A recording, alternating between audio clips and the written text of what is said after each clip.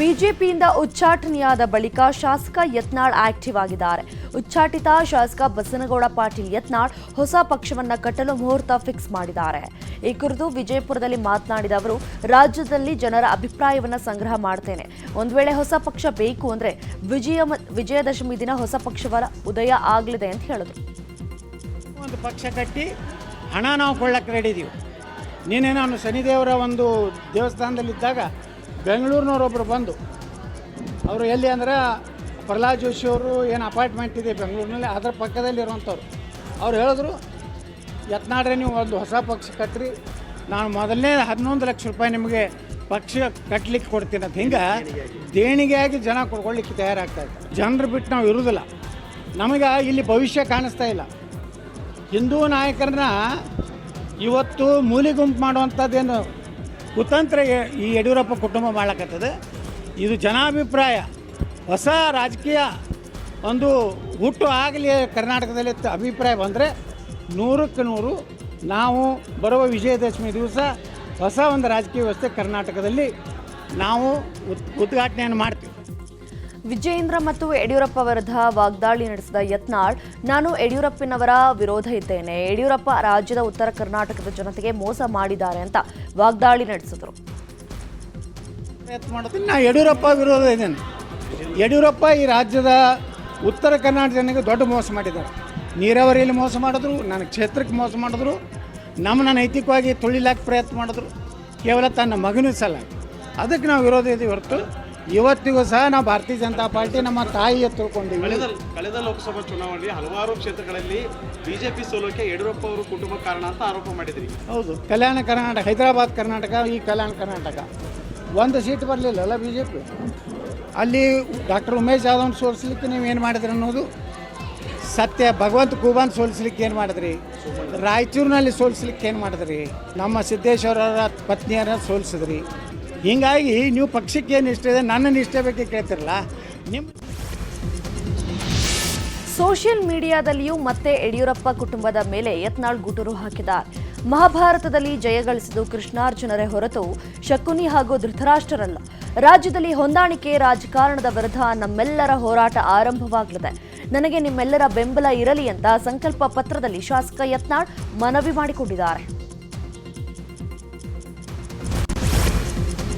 ಶಾಸಕ ಬಸನಗೌಡ ಪಾಟೀಲ್ ಯತ್ನಾಳ್ ಅವರನ್ನ ಬಿಜೆಪಿಯಿಂದ ಉಚ್ಚಾಟನೆ ಮಾಡಿದ್ದಕ್ಕೆ ಪಂಚಮಸಾಲು ಮುಖಂಡರು ಹೋರಾಟಕ್ಕೆ ಸಿದ್ಧತೆ ನಡೆಸಿದ್ದಾರೆ. ನಿನ್ನೆ ವಿಜಯಪುರದಲ್ಲಿ ಬಸವಜಯ ಮೃತ್ಯುಂಜಯ ಸ್ವಾಮೀಜಿ ನೇತೃತ್ವದಲ್ಲಿ ಸಭೆ ನಡೆಯಿತು. ಬಿಜೆಪಿ ಹೈಕಮಾಂಡ್ ನಿರ್ಧಾರವನ್ನು ಖಂಡಿಸಿ ಏಪ್ರಿಲ್ 13ರಂದು ವಿಜಯಪುರ ಅಥವಾ ಬೆಳಗಾವಿಯಲ್ಲಿ ಲಿಂಗಾಯತ ಸಮಾಜ ಹಾಗೂ ಹಿಂದೂ ಸಂಘಟನೆ ನೇತೃತ್ವದಲ್ಲಿ ಹೋರಾಟ ಹಮ್ಮಿಕೊಳ್ಳಲು ನಿರ್ಧರಿಸಲಾಗಿದೆ. ಈ ಸಂಬಂಧ ಏಪ್ರಿಲ್ 4ರಂದು ಮತ್ತೊಮ್ಮೆ ಸಭೆ ಮಾಡಿ ಸ್ಥಳವನ್ನು ನಿಗದಿಪಡಿಸಲು ಸಭೆಯಲ್ಲಿ ನಿರ್ಣಯವನ್ನು ಕೈಗೊಳ್ಳಲಾಗಿದೆ. ಯತ್ನಾಳ್ ಉಚ್ಚಾಟನೆಯ ಬಿಜೆಪಿ ಹೈಕಮಾಂಡ್ ಮರುಪರಿಶೀಲಿಸಿ ಅಂತ ಶ್ರೀರಾಮ ಸೇನೆ ಸಂಸ್ಥಾಪಕದ ಅಧ್ಯಕ್ಷ ಪ್ರಮೋದ್ ಮುತಾಲಿಕ್ ಹೇಳಿದ್ದಾರೆ. ಉತ್ತರ ಕನ್ನಡ ಜಿಲ್ಲೆ ಕಾರವಾರದಲ್ಲಿ ಮಾತನಾಡಿದ ಅವರು, ಯತ್ನಾಳ್ ಉಚ್ಚಾಟನೆಯಿಂದ ಬಿಜೆಪಿಗೆ ಡ್ಯಾಮೇಜ್ ಆಗುವ ಸಾಧ್ಯತೆ ಇದೆ. ಉಚ್ಚಾಟನೆಯನ್ನು ಮರುಪರಿಶೀಲಿಸಿ ಯತ್ನಾಳ್ ಅವರನ್ನ ವಾಪಸ್ ಪಕ್ಷಕ್ಕೆ ಕರೆತರಬೇಕು ಅಂತ ಹೇಳಿದರು. ಕೇಂದ್ರದ ಬಿಜೆಪಿಯ ಪದಾಧಿಕಾರಿಗಳು ಮರುಪರಿಶೀಲಿಸಬೇಕು ಅನ್ನುವಂಥದ್ದು ನನ್ನ ಅಭಿಪ್ರಾಯ. ಈಗ 3ನೇ ಬಾರಿ ಅಂತ ಅವ್ರು ಹೇಳ್ತಾರೆ. ಹಿಂದುತ್ವದ ಸಂಬಂಧಪಟ್ಟಾಗೆ ನೇರ ನುಡಿ ಮಾತನಾಡುವಂತಹ ವ್ಯಕ್ತಿತ್ವ ಇರುವಂತಹ ಬಸನಗೌಡ ಯತ್ನಾಳ್ ಅವರು. ಹಾಗಾಗಿ ಸ್ವಲ್ಪ ಪಕ್ಷಕ್ಕೆ ಮುಜುಗರ ಆಗಿರಬಹುದು, ಆದರೆ ವಾಸ್ತವಿಕನೂ ಕೂಡ ಅರ್ಥ ಮಾಡಿಕೊಂಡು ಅವರನ್ನ ಹೊರಗೆ ಹಾಕಿದ್ದು, ಉಚ್ಚಾಟನೆ ಮಾಡಿದ್ದು ಮತ್ತೆ ತಗೊಂಡು ಪಕ್ಷವನ್ನ ಹಿಂದುತ್ವದ ಪರವಾಗಿ ನಿಂತ್ಕೊಳ್ಳೋ ಹಾಗೆ, ಗಟ್ಟಿಯಾಗಿ ನಿಂತ್ಕೊಳ್ಳೋ ಹಾಗೆ ಮಾಡಬೇಕು ಅನ್ನುವಂಥದ್ದು. ಕಾರಜೋಳ ಸೋಲಿಸಲು ಯಡಿಯೂರಪ್ಪ ಯತ್ನಿಸಿದ್ರು ಎಂಬ ಯತ್ನಾಳ್ ಹೇಳಿಕೆಗೆ ವಿಜಯಪುರದಲ್ಲಿ ಮಾತನಾಡಿದ ಸಂಸದ ಗೋವಿಂದ ಕಾರಜೋಳ, ಎಲ್ಲರೂ ಸೇರಿ ಪ್ರಯತ್ನ ಮಾಡಿ ನನ್ನನ್ನು ಗೆಲ್ಲಿಸಿದ್ದಾರೆ. ಯಡಿಯೂರಪ್ಪ 3 ಬಾರಿ ಪ್ರಚಾರಕ್ಕೆ ಬಂದಿದ್ದಾರೆ. ನನ್ನ ಗೆಲುವಿಗೆ ಯಡಿಯೂರಪ್ಪ ಅವರ ಪ್ರಯತ್ನ ಬಹಳ ಇದೆ ಅಂತ ಯತ್ನಾಳ್ ಹೇಳಿಕೆಗೆ ಟಾಂಗ್ ಕೊಟ್ಟಿದ್ದಾರೆ. ಚಿತ್ರದುರ್ಗದಲ್ಲಿ ಗೋವಿಂದ ಕಾರಜೋಳ ಅವ್ರನ್ನ ಸೋಲಿಸಲಿಕ್ಕೆ ಪ್ರಯತ್ನ ಮಾಡಿದರು ಅಂತಕ್ಕಂಥ ವರದಿಯನ್ನು ನೋಡಿದೆ. ಚಿತ್ರದುರ್ಗ ಲೋಕಸಭೆಗೆ ನಾನು ಹೊಸಬ. ಯಡಿಯೂರಪ್ಪನವರು 3 ಬಾರಿ ಬಂದು ಲೋಕಸಭಾ ಕ್ಷೇತ್ರದಲ್ಲಿ ಪ್ರಚಾರ ಮಾಡಿ ನನ್ನ ಬಗ್ಗೆ ಒಳ್ಳೆಯ ಮಾತುಗಳನ್ನಾಡಿ ನನ್ನ ಗೆಲ್ಲಿಸಲಿಕ್ಕೆ ಅವ್ರ ಕೊಡುಗೆ ಬಹಳಷ್ಟು ಅದ. ನಾನು ಹೇಳ್ತೀನಿ, ಅಲ್ಲಿ ಯಾರನ್ನೂ ಅಧ್ಯಕ್ಷರನ್ನು ಮಾಡಿಲ್ಲ. ಪೆಂಡಿಂಗ್ ಚಿತ್ರದುರ್ಗಕ್ಕೆ ಯಾರನ್ನೂ ಅಧ್ಯಕ್ಷನ ಮಾಡಿಲ್ಲ. ಹಿಂದಿನ ಅಧ್ಯಕ್ಷರು ಮುರಳಿಯವರೇ ಇದ್ದಾರೆ. ಮುರಳಿ ಅವರು 4-5 ವರ್ಷದಿಂದ ಅಧ್ಯಕ್ಷರಿದ್ದಾರೆ. ಇವತ್ತು ಕೂಡ ಅವರೇ ಅಧ್ಯಕ್ಷರು. ಯತ್ನಾಳ್ ನಾಲಿಗೆ ಮತ್ತು ತಲೆಗೆ ಕನೆಕ್ಷನ್ ತಪ್ಪಿದೆ ಅಂತ ಲಕ್ಷ್ಮೀ ಹೆಬ್ಬಾಳ್ಕರ್ ಹೇಳಿದ್ದಾರೆ. ಬೆಳಗಾವಿಯಲ್ಲಿ ಮಾತನಾಡಿದ ಅವರು, ಯತ್ನಾಳ್ ನಾಲಿಗೆ ಹರಿಬಿಟ್ಟಿದ್ದಕ್ಕೆ ಅವರನ್ನ ಬಿಜೆಪಿಯಿಂದ ಉಚ್ಚಾಟನೆ ಮಾಡಲಾಗಿದೆ ಅಂತ ಹೇಳಿದ್ರು. ಹರಿಬಿಡುತ್ತೆ ನೋಡಿ, ಯತ್ನಾಳ್ ಅವ್ರಿಗೆ ಅವ್ರ ಪಕ್ಷದಿಂದ ಉಚ್ಚಾಟನೆ ಎದಕ್ಕೆ ಮಾಡಿದ್ರು? ನಾಲಿಗೆನ ಹರಿಬಿಡೋದ್ರ ಸಲುವಾಗಿ ಅವ್ರನ್ನ ಉಚ್ಚಾಟನೆ ಮಾಡಿದ್ರು. ಅವರು ಬಹಳಷ್ಟು ಗೌರವಾನ್ವಿತರು, ನಮ್ಮ ಸಮಾಜದ ಹಿರಿಯರು ಅಂತ ಹೇಳಿ ನಾವು ಕೂಡ ಅವ್ರಿಗೆ ನಮ್ಮ ಚೌಕಟ್ಟಿನಲ್ಲಿ ನಾವು ಇರ್ತೀವಿ. ಆದರೆ ಅವ್ರು ಮಾತಾಡೋ ರೀತಿಯನ್ನು ನೋಡಿದ್ರೆ ಅವ್ರಿಗೆ ಎಲ್ಲೋ ಅವ್ರ ನಾಲ್ಗೆಗೆ ತಲೆಗೆ ಕನೆಕ್ಷನ್ ತಪ್ಪಿದೆ ಅಂತ ಅನ್ಸುತ್ತೆ. ಭಗವಂತನ ಆಶೀರ್ವಾದ ಅವ್ರಿಗಿರಲಿ, ಆದಷ್ಟು ಬೇಗ ಅವ್ರ ಹೊಸ ಪಕ್ಷವನ್ನು ಕಟ್ಟಿ ರಾಜ್ಯದಲ್ಲಿ ಸಂಘಟನೆ ಮಾಡಲಿ ಅಂತ ನಾನು ಬಯಸ್ತೀನಿ. ಇತ್ತ ಮಂಡ್ಯದಲ್ಲಿ ಮಾತನಾಡಿದ ಕಲ್ಲಡ್ಕ ಪ್ರಭಾಕರ್ ಭಟ್, ಹಿಂದುತ್ವವಾದಿ ಅಂತ ಹೇಳಿ ಏನ್ ಬೇಕಾದ್ರೂ ಮಾತನಾಡೋದಲ್ಲ ಅಂತ ಹೇಳಿದ್ದಾರೆ. ಮಾತನಾಡುವಾಗ ಪ್ರಜ್ಞೆ ಇಟ್ಕೊಂಡು ಮಾತನಾಡಬೇಕು. ಒಂದು ಸಂಘಟನೆಯಲ್ಲಿದ್ದಾಗ ಮಾತು ಗಡಿಮೀರಿ ಹೋಗಬಾರ್ದು. ಹಿಂದುತ್ವದಲ್ಲಿ ಶಿಸ್ತು ಇದೆ, ಅದು ಇಲ್ದಿದ್ರೆ ಹಿಂದುತ್ವವಾದಿ ಆಗಲ್ಲ ಅಂತ ಹೇಳಿದ್ರು. ಸಮಿತಿ ಹಿಂದುತ್ವ ಅಂತ ಹೇಳಿ ಏನು ಬೇಕಾದ್ರೆ ಮಾತಾಡುವರಾ? ನೀವೊಂದು ಸಂಘಟನೆಗೆ ಸೇರಿಲ್ವಾ? ಸಂಘಟನೆಗೆ ಸೇರಿದ್ರೆ ಏನು ಮಾತಾಡಬೇಕು ಅಂತ ನಿಮಗೆ ಪ್ರಜ್ಞೆ ಇರಬೇಕು ರೀ. ಒಂದು ಸಂಘಟನೆ ಒಳಗಿದ್ದಾಗ ಸಂಘಟನೆಯ ವ್ಯಾಪ್ತಿಯನ್ನು ಅಥವಾ ಸಂಘಟನೆಯ ಗಡಿ ಹೊಂದಿದೆ, ಅದನ್ನು ಗಡಿ ಮೀರಿ ಹೋಗಬಾರ್ದು. ನಿಮಗೆ ಮಾತಾಡಲಿಕ್ಕೆ ಅವಕಾಶ ಇದೆ. ಉಚ್ಚಾಟನೆಯಾಗಿರುವ ಯತ್ನಾಳ್ ಅವರನ್ನ ತಕ್ಷಣ ಪಕ್ಷಕ್ಕೆ ಸೇರಿಸಿಕೊಳ್ಳಬೇಕು ಅಂತ ಕಲಬುರಗಿಯ ಅಭಿಮಾನಿಯೊಬ್ಬರು ದೀರ್ಘದಂಡ ನಮಸ್ಕಾರ ಮಾಡಿದ್ದಾರೆ. ಅಭಿಮಾನಿ ಮಳಸಿದ್ದಪ್ಪ ಎಂಬುವರು ಸೋಲಾಪುರದ ಸಿದ್ದರಾಮೇಶ್ವರ ದೇವಸ್ಥಾನದಲ್ಲಿ ದೀರ್ಘದಂಡ ನಮಸ್ಕಾರ ಹಾಕಿದ್ದಾರೆ. ಶಾಸಕ ಯತ್ನಾಳ್ ಅವರನ್ನ ಬಿಜೆಪಿ ವರಿಷ್ಠರು ಪುನಃ ಸೇರಿಸಿಕೊಳ್ಳಬೇಕು ಅಂತ ಪ್ರಾರ್ಥನೆಯನ್ನ ಮಾಡಿದ್ದಾರೆ. ಎಂಎಲ್ಸಿ ರಾಜೇಂದ್ರ ಹತ್ಯೆಗೆ ಸುಪಾರಿ ಕೇಸ್ನಲ್ಲಿ ಹತ್ಯೆಗೆ ಹೇಗೆಲ್ಲ ಆರೋಪಿಗಳು ಸಂಚು ರೂಪಿಸಿದ್ರು ಎಂಬುದರ ಕುರಿತು ನ್ಯೂಸ್ 18ಗೆ ಎಫ್ಐಆರ್ನ ಡೀಟೇಲ್ ಸಿಕ್ಕಿದೆ. ಬೆಂಗಳೂರು ಮೂಲದ ಪ್ರಬಲ ರಾಜಕಾರಣಿಗಳಿಂದಲೇ ಪಿತೂರಿ ಮಾಡಲಾಗಿದೆ ಎನ್ನಲಾಗಿದೆ. ರಾಜಣ್ಣ ಮತ್ತು ಮಗನನ್ನ ರಾಜಕೀಯವಾಗಿ ಮುಗಿಸಲು ಯತ್ನಿಸಲಾಗಿದೆ. ರಾಜೇಂದ್ರ ಕೊಲೆಗೆ 70 ಲಕ್ಷ ಹಣ, 5 ಲಕ್ಷ ಅಡ್ವಾನ್ಸ್ನ ನೀಡಲಾಗಿತ್ತು. ಸುಪಾರಿಯ ಬಗ್ಗೆ ಅನಾಮಧೇಯರಿಬ್ಬರು ಮಾತನಾಡಿದ ಆಡಿಯೋ ಲಭ್ಯವಾಗಿದ್ದು, ಆಡಿಯೋದಲ್ಲಿ ಹತ್ಯೆ ಸಂಚಿನ ಬಗ್ಗೆ ಚರ್ಚೆ ನಡೆಸಲಾಗಿದೆ. ಕೆಲಸಗಾರರ ವೇಷದಲ್ಲಿ ಬಂದು ರಾಜೇಂದ್ರ ಕೊಲೆಗೆ ಆರೋಪಿಗಳು ಯತ್ನಿಸಿದ್ರು ಎನ್ನಲಾಗಿದೆ. ಹನಿ ಟ್ರ್ಯಾಪ್ ಕೇಸ್ನಲ್ಲಿ ಸ್ವಪಕ್ಷದವರೇ ಸಂಚು ಮಾಡಿದ್ದಾರೆ ಎನ್ನುವಂತಹ ಆರೋಪವಿದೆ. ಕೊಲೆ ಸಂಚಿನಲ್ಲೂ ರಾಜಕಾರಣಿಯ ಕೈವಾಡವಿದೆ ಎನ್ನಲಾಗ್ತಾ ಇದೆ. ಹಿರಿಯ ರಾಜಕಾರಣಿಗಳು ಸಂಚು ರೂಪಿಸಿದ್ದಾರೆ ಅಂತ ರಾಜೇಂದ್ರ ನೀಡಿದಂತಹ ದೂರಿನಲ್ಲಿ ಉಲ್ಲೇಖ ಮಾಡಿದ್ದಾರೆ. ಇನ್ನು ನನ್ನ ಹಾಗೂ ನನ್ನ ತಂದೆಯ ಮೇಲೆ ಬಲವಾದ ರಾಜಕೀಯ ದ್ವೇಷ ಇರೋ ವ್ಯಕ್ತಿಗಳು ಒಳಸಂಚು ರೂಪಿಸಿದ್ದಾರೆ ಅಂತ ದೂರನ್ನ ದಾಖಲಿಸಿದ್ದಾರೆ. ಸದ್ಯ ಎಂಎಲ್ಸಿ ರಾಜೇಂದ್ರ ದಾಖಲಿಸಿರುವ ದೂರಿನ ಮೇರೆಗೆ ಎಫ್ಐಆರ್ ದಾಖಲಾಗಿದ್ದು, ರಾಜಕಾರಣಿಗಳ ಒಳಸಂಚು ಅಂತ ರಾಜೇಂದ್ರ ಆರೋಪಿಸಿದ್ದಾರೆ. ರಾಜ್ಯ ರಾಜಕೀಯದಲ್ಲಿ ಸಂಚಲನ ಸೃಷ್ಟಿಸಿರುವ ಹನಿ ಟ್ರ್ಯಾಪ್ ಸಂಬಂಧ ರಾಜಣ್ಣ, ರಾಜೇಂದ್ರ ದೂರು ಕೊಟ್ಟಿದ್ದಾರೆ. ಈ ಕುರಿತು ಹುಬ್ಬಳ್ಳಿಯಲ್ಲಿ ಮಾತನಾಡಿದ ಸಚಿವ ಸತೀಶ್ ಜಾರಕಿಹೊಳಿ, ಹನಿ ಟ್ರ್ಯಾಪ್ ಕುರಿತು ತನಿಖೆ ಮಾಡಲಿ, ಕಾದ್ ನೋಡೋಣ. ಮಹಾನಾಯಕ ಯಾರು ಎಂಬುದರ ಬಗ್ಗೆ ಏಜೆನ್ಸಿಯವರು ಹೇಳಬೇಕು, ಸಮಯ ಬಂದಾಗ ನಾವು ಹೇಳೋಣ ಅಂತ ಹೇಳಿದ್ರು.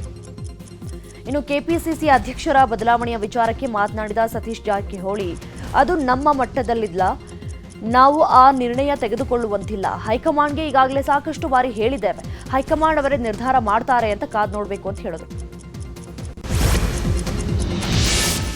ಗೃಹಲಕ್ಷ್ಮಿ ಹಣ ವಿಳಂಬದ ಬಗ್ಗೆ ಬೆಳಗಾವಿಯಲ್ಲಿ ಮಾತನಾಡಿದ ಸಚಿವೆ ಲಕ್ಷ್ಮೀ ಹೆಬ್ಬಾಳ್ಕರ್, ಈಗಾಗಲೇ 1 ತಿಂಗಳ ಹಣವನ್ನ ಟ್ರೆಜರಿಗೆ ಕಳುಹಿಸಲಾಗಿದೆ. ಯುಗಾದಿ ಹಾಗೂ ರಂಜಾನ್ ಹಬ್ಬಕ್ಕೆ ಜನವರಿ ತಿಂಗಳ ಹಣವನ್ನ ಬಿಡುಗಡೆ ಮಾಡಲಾಗುತ್ತೆ. ಶೀಘ್ರದಲ್ಲಿ ಗೃಹಲಕ್ಷ್ಮಿ ಹಣ ಗೃಹಲಕ್ಷ್ಮಿಯರ ಖಾತೆಗೆ ಸೇರಲಿದೆ ಅಂತ ಹೇಳಿದ್ದಾರೆ. ಈಗ 1 ತಿಂಗಳ ಹಣ ಈಗಾಗಲೇ ಜನವರಿಯ ಹಣವನ್ನು ಈಗಾಗಲೇ ನಾವು ಟ್ರೆಜರಿಗೆ ಕಳಿಸಿದ್ದೀವಿ. ಸೊ ಯುಗಾದಿಗೆ ಒಂದು ಖುಷಿ ಸುದ್ದಿ ಅಂತ ಹೇಳ್ಬೋದು, ಈದ್ ಹಬ್ಬಕ್ಕೆ ಒಂದು ಖುಷಿ ಸುದ್ದಿ ಅಂತ ಹೇಳ್ಬೋದು. 2,000 ರೂಪಾಯಿಯನ್ನು ಈಗಾಗಲೇ ನಾವು ಜನವರಿ ಹಣವನ್ನು ಕ್ಲಿಯರ್ ಮಾಡಿದ್ದೀವಿ. ಇನ್ನು ಫೆಬ್ರವರಿ ಹಣವನ್ನು ಕೂಡ ನಾವು ಆದಷ್ಟು ಬೇಗ ಕ್ಲಿಯರ್ ಮಾಡ್ತೀವಿ. ಬೆಂಗಳೂರಿನ ಜನಕ್ಕೆ ಈಗ ಮತ್ತೊಂದು ದರ ಏರಿಕೆಯ ಶಾಕ್ ಎದುರಾಗಲಿದೆ. ಹಾಲು, ಟೀ, ಕಾಫಿ ನಂತರ ಇದೀಗ ಹೋಟೆಲ್ನಲ್ಲಿ ಸಿಗುವ ಟಿಫನ್ ದರವು ಏರಿಕೆಯಾಗುವ ಸಾಧ್ಯತೆ ಇದೆ. ಏಪ್ರಿಲ್ ಮೊದಲ ವಾರದಲ್ಲಿ ಇಡ್ಲಿ, ದೋಸೆ, ತುಪ್ಪ, ಮಜ್ಜಿಗೆ ಸೇರಿದಂತೆ ಸಿಹಿ ತಿಂಡಿಗಳ ದರ 1 ರಿಂದ 2 ರೂಪಾಯಿಗೆ ಏರಿಕೆಯಾಗಲಿದೆ. ಈಗಾಗಲೇ ದರ ಅಂತಿಮ ಪಟ್ಟಿಯನ್ನು ಹೋಟೆಲ್ ಮಾಲೀಕರು ಸಿದ್ಧಪಡಿಸಿದ್ದಾರೆ. ಯಾದಗಿರಿಯ ಕದ್ರಾಪುರ ಗ್ರಾಮದಲ್ಲಿ ಮೂಲಭೂತ ಸೌಕರ್ಯ ಹಾಗೂ ಚರಂಡಿ ಅವ್ಯವಸ್ಥೆಗೆ ಜನ ಹೈರಾಣಾಗಿದ್ದಾರೆ. ಚರಂಡಿ ನೀರು ರಸ್ತೆ ಮೇಲೆ ಹಾಗೂ ಮನೆಯ ಮುಂದೆ ಹರಿತಾ ಇದ್ದು ದುರ್ವಾಸನೆಯಿಂದ ಸ್ಥಳೀಯ ನಿವಾಸಿಗಳು ಸಂಕಷ್ಟವನ್ನು ಅನುಭವಿಸ್ತಾ ಇದ್ದಾರೆ. ಕೊಳಚೆ ನೀರು ಸಹ ರಸ್ತೆ ಮಧ್ಯೆ ಹರಿತಿದ್ರೂ ಕೂಡ ಅಧಿಕಾರಿಗಳು ಸೈಲೆಂಟ್ ಆಗಿದ್ದು ಸಮಸ್ಯೆಯನ್ನು ಸರಿಪಡಿಸಿ ಅಂದರೆ ಗ್ರಾಮ ಪಂಚಾಯತ್ ಪಿಡಿಒ ನಿರ್ಲಕ್ಷ್ಯ ವಹಿಸುತ್ತಿದ್ದಾರಂತೆ. ಹೀಗಾಗಿ ಆಕ್ರೋಶ ವ್ಯಕ್ತವಾಗಿದೆ. ರೈತರ ಬೆಳೆಗಳಿಗೆ ನೀರು ಒದಗಿಸುವ ಉದ್ದೇಶದಿಂದ ತುಂಗಭದ್ರಾ ಜಲಾಶಯಕ್ಕೆ 2 ಟಿಎಂಸಿ ನೀರಿನ ಭದ್ರಾ ಜಲಾಶಯದಿಂದ ಬಿಡಲು ನಿರ್ಧಾರವನ್ನು ಕೈಗೊಳ್ಳಲಾಗಿದೆ. ಕೊಪ್ಪಳ, ರಾಯಚೂರು ಜಿಲ್ಲೆಯ ಜನಪ್ರತಿನಿಧಿಗಳು ಶಿವಮೊಗ್ಗ ಜಿಲ್ಲೆಯ ಉಸ್ತುವಾರಿ ಸಚಿವ ಮಧು ಬಂಗಾರಪ್ಪ ಭೇಟಿ ಮಾಡಿ ಭದ್ರಾದಿಂದ ನೀರು ಬಿಡುವಂತೆ ಮನವಿಯನ್ನು ಮಾಡಿಕೊಂಡಿದ್ರು. ಇದರ ಜೊತೆಗೆ ಸಿಎಂ ಸಿದ್ದರಾಮಯ್ಯನವರಿಗೂ ಮನವಿ ಮಾಡಿಕೊಂಡ ಹಿನ್ನೆಲೆಯಲ್ಲಿ ನಾಳೆಯಿಂದ ಏಪ್ರಿಲ್ 5ರವರೆಗೆ 2 ಟಿಎಂಸಿ ನೀರು ಬಿಡುಗಡೆ ನಿರ್ಧಾರ ಮಾಡಲಾಗಿದೆ. ಇವತ್ತು ದೇಶಾದ್ಯಂತ ಪವಿತ್ರ ರಂಜಾನ್ ಹಬ್ಬವನ್ನು ಆಚರಿಸಲಾಗ್ತಾ ಇದೆ. ಹುಬ್ಬಳ್ಳಿಯ ಈದ್ಗಾ ಮೈದಾನದಲ್ಲಿ ಇವತ್ತು ರಂಜಾನ್ ಹಬ್ಬದ ಸಾಮೂಹಿಕ ಪ್ರಾರ್ಥನೆ ನೆರವೇರಲಿದೆ. ಬೆಳಗ್ಗೆ 10 ಗಂಟೆಗೆ ನಡೆಯಲಿರುವ ಸಾಮೂಹಿಕ ಪ್ರಾರ್ಥನೆಯಲ್ಲಿ ಸಾವಿರಾರು ಜನ ಮುಸ್ಲಿಮರು ಪಾಲ್ಗೊಳ್ಳಲಿದ್ದಾರೆ. ನಂತರ 3000 ಮಠಕ್ಕೆ ತೆರಳಲಿರೋ ಮುಸ್ಲಿಂ ಸಮುದಾಯದ ಮುಖಂಡರು ಗುರುಸಿದ್ದ ರಾಜಯೋಗೀಂದ್ರ ಸ್ವಾಮೀಜಿಗಳನ್ನು ಸತ್ಕರಿಸಲಿದ್ದಾರೆ. ಆ ಮೂಲಕ ಭಾವೈಕ್ಯತೆ ಪರಂಪರೆಗೆ ಸಾಕ್ಷಿಯಾಗಲಿದ್ದಾರೆ. ಪ್ರಧಾನಿ ನರೇಂದ್ರ ಮೋದಿಯವರು ನಾಗ್ಪುರದಲ್ಲಿರುವ ಆರ್ಎಸ್ಎಸ್ ಕಚೇರಿಗೆ ಭೇಟಿಯನ್ನು ಕೊಟ್ಟಿದ್ದರು. ಆರ್ಎಸ್ಎಸ್ ಸಂಸ್ಥಾಪಕ ಕೇಶವ್ ಬಲಿರಾಮ್ ಹೆಡ್ಗೇವಾರ್ ಅವರ ಸ್ಮಾರಕಕ್ಕೆ ಪ್ರಧಾನಿ ಮೋದಿಯವರು ಗೌರವವನ್ನು ಸಲ್ಲಿಕೆ ಮಾಡಿದರು. ಆ ಬಳಿಕ ಮಾಧವ ನೇತ್ರಾಲಯ ಪ್ರೀಮಿಯಂ ಸೆಂಟರ್ನ ವಿಸ್ತರಣಾ ಕಟ್ಟಡಕ್ಕೆ ಪ್ರಧಾನಿ ಮೋದಿ ಶಿಲಾನ್ಯಾಸ ನೆರವೇರಿಸಿದರು. ಆ ಬಳಿಕ ಮಾತನಾಡಿದ ಮೋದಿ ಆರ್ಎಸ್ಎಸ್ ಇಡೀ ದೇಶಕ್ಕೆ ಸ್ಫೂರ್ತಿಯಾಗಿದೆ ಅಂತ ಹೇಳಿದರು. ಇದೇ ವೇಳೆ ಮಾತನಾಡಿದ ಪ್ರಧಾನಿ ಆಯುಷ್ಮಾನ್ ಭಾರತ್ ಯೋಜನೆಯಿಂದಾಗಿ ಜನರ ಹಣ ಉಳಿತಾಯವಾಗ್ತಾ ಇದೆ ಅಂತ ಹೇಳಿದರು. ಮ್ಯಾನ್ಮಾರ್ನಲ್ಲಿ ಸರಣಿ ಭೂಕಂಪನಕ್ಕೆ ಜನರು ಅಕ್ಷರಶಃ ನಲುಗು ಹೋಗಿದ್ದಾರೆ. ಸದ್ಯ ಈವರೆಗೆ ಭೂಕಂಪನಕ್ಕೆ ಬರೋಬ್ಬರಿ 1700 ಮಂದಿ ಬಲಿಯಾಗಿದ್ದು ರಕ್ಷಣಾ ಕಾರ್ಯಾಚರಣೆ ನಡೆಸಲಾಗ್ತಾ ಇದೆ. 3400ಕ್ಕೂ ಹೆಚ್ಚು ಮಂದಿ ಭೂಕಂಪನದಿಂದ ಗಾಯಗೊಂಡಿದ್ದು ಚಿಕಿತ್ಸೆ ಕೊಡಿಸಲಾಗ್ತಾ ಇದೆ. ಥೈಲ್ಯಾಂಡ್ ರಾಜಧಾನಿ ಬ್ಯಾಂಕಾಕ್ನಲ್ಲಿ ಕಟ್ಟಡ ಕುಸಿತದಿಂದ 18 ಕಾರ್ಮಿಕರು ಸಾವನ್ನಪ್ಪಿದ್ದಾರೆ. ಮತ್ತೊಂದು ಕಡೆ ಆಪರೇಷನ್ ಬ್ರಹ್ಮ ಕಾರ್ಯಾಚರಣೆ ಮುಂದುವರೆದಿದೆ. ಮ್ಯಾನ್ಮಾರ್ನ ಯಾಂಗೋನ್ಗೆ 30 ಟನ್ ವಿಪತ್ತು ಪರಿಹಾರ ಹಾಗೂ ವೈದ್ಯಕೀಯ ಸಾಮಗ್ರಿಗಳು ತಲುಪಿವೆ ಅಂತ ವಿದೇಶಾಂಗ ಸಚಿವ ಎಸ್ ಜೈಶಂಕರ್ ಮಾಹಿತಿಯನ್ನು ಕೊಟ್ಟಿದ್ದಾರೆ. ಆರ್ಸಿಬಿ ತಂಡದ ವಿರುದ್ಧ ಸೋಲು ಅನುಭವಿಸಿದ ಚೆನ್ನೈ ಸೂಪರ್ ಕಿಂಗ್ಸ್ ತಂಡಕ್ಕೆ ಮತ್ತೆ ಮುಖಭಂಗವಾಗಿದೆ. ನಿನ್ನೆ ಗುವಾಹಟಿಯಲ್ಲಿ ನಡೆದಂತಹ ಪಂದ್ಯದಲ್ಲಿ ರಾಜಸ್ಥಾನ್ ರಾಯಲ್ಸ್ ವಿರುದ್ಧ ಸಿಎಸ್ಕೆ ಸೋಲನ್ನು ಅನುಭವಿಸಿದೆ. ಗೆಲ್ಲಲು 183 ರನ್ಗಳ ಗುರಿಯನ್ನು ಪಡೆದುಕೊಂಡಿದ್ದಂತಹ ಚೆನ್ನೈ ಸೂಪರ್ ಕಿಂಗ್ಸ್ ನಿಗದಿತ 20 ಓವರ್ನಲ್ಲಿ 6 ವಿಕೆಟ್ ನಷ್ಟಕ್ಕೆ ಕೇವಲ 176 ರನ್ ಗಳಿಸಲಷ್ಟೇ ಶಕ್ತವಾಯಿತು. ರಾಜಸ್ಥಾನದ ತಂಡದ ಬೌಲಿಂಗ್ ದಾಳಿಗೆ ಚೆನ್ನೈ ರನ್ ಗಳಿಸಲು ಪರದಾಡಿತು. ಐಪಿಎಲ್ನಲ್ಲಿ ಸ್ಫೋಟಕ ಬ್ಯಾಟರ್ಗಳನ್ನು ಹೊಂದಿರುವ ತಂಡ ಅಂತ ಬೀಗ್ತಾ ಇದ್ದಂತಹ ಎಚ್ಆರ್ಎಚ್ ತಂಡಕ್ಕೂ ಕೂಡ ಮುಖಭಂಗ ಆಯಿತು. ನಿನ್ನೆ ನಡೆದಂತಹ ಪಂದ್ಯದಲ್ಲಿ ಡೆಲ್ಲಿ ಕ್ಯಾಪಿಟಲ್ಸ್ ವಿರುದ್ಧ 7 ವಿಕೆಟ್ ಅಂತರದ ಹೀನಾಯ ಸೋಲು ಕಂಡಿದೆ.